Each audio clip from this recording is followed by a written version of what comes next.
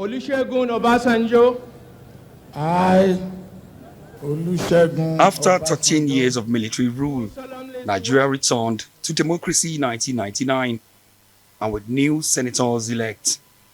It was from among them that the first Senate President in the 4th Assembly, Evan Everim of the People's Democratic Party (PDP), representing Imo East, was nominated and elected.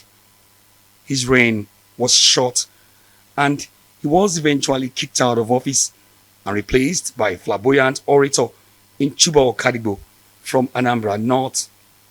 He too didn't last long. He was also a fresher with no ranking experience. Next was Ayim Pius Ayim from Ebonyi South, who held forth as Senate President till 3rd of June 2003 after he fell to the proverbial banana peel, paving way for Senator Adolphus Wabara. Both men were also new senators with no ranking experience.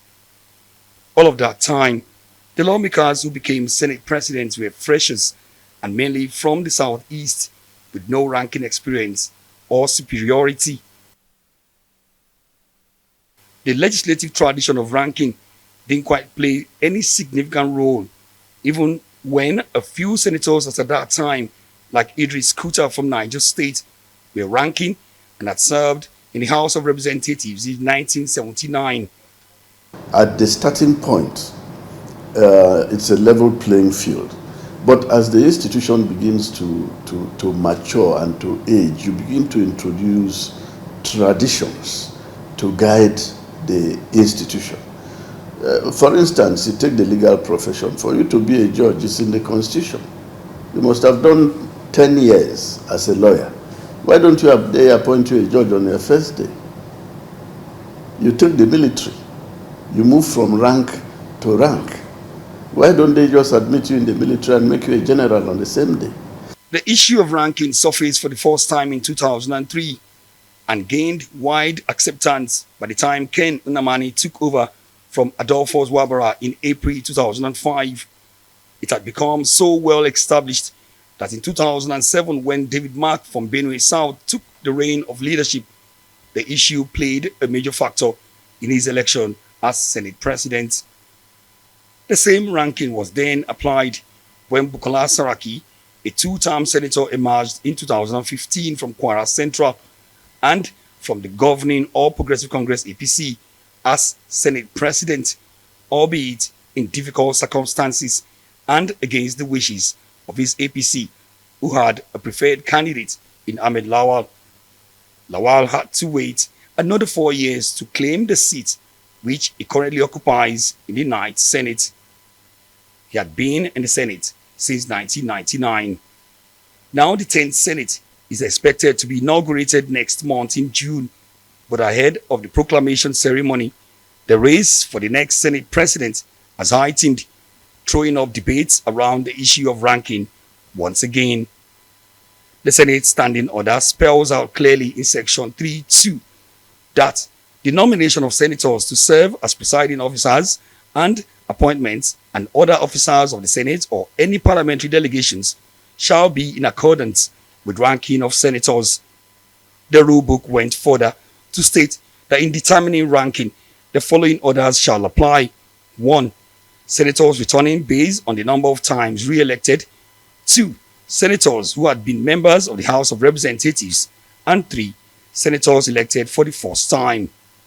From the look of things, the rule book did not rule out first-timers, and there are concerns that with the current composition of the 10th Senate, which is dominated by newcomers, the ranking senators may have a difficult time protecting their age-long tradition of ranking. This is something that I'm afraid in this situation, because you talk about the ranking. When you are sure that the number of senators coming in are at least half of the returning members. In the same vein, Section 50, subsection 1 of the 1999 Constitution seems to place the lawmakers as equals when it says there shall be a president and a deputy president of the Senate who shall be elected by the members of the House from among themselves. You cannot read Section 50, subsection 1A in isolation. You must read it.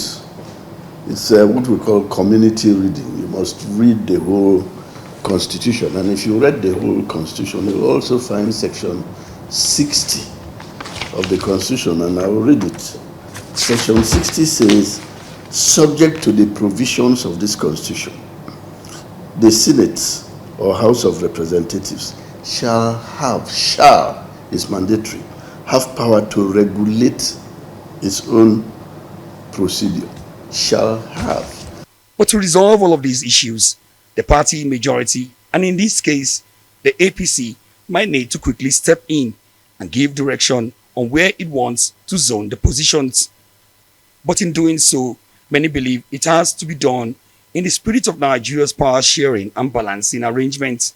But even if the APC National Working Committee zones the positions, it will still not be a guarantee that the senators would not go against the party's decision by independently voting someone that they trust and believe in, like it happened with Bukola Saraki in 2015.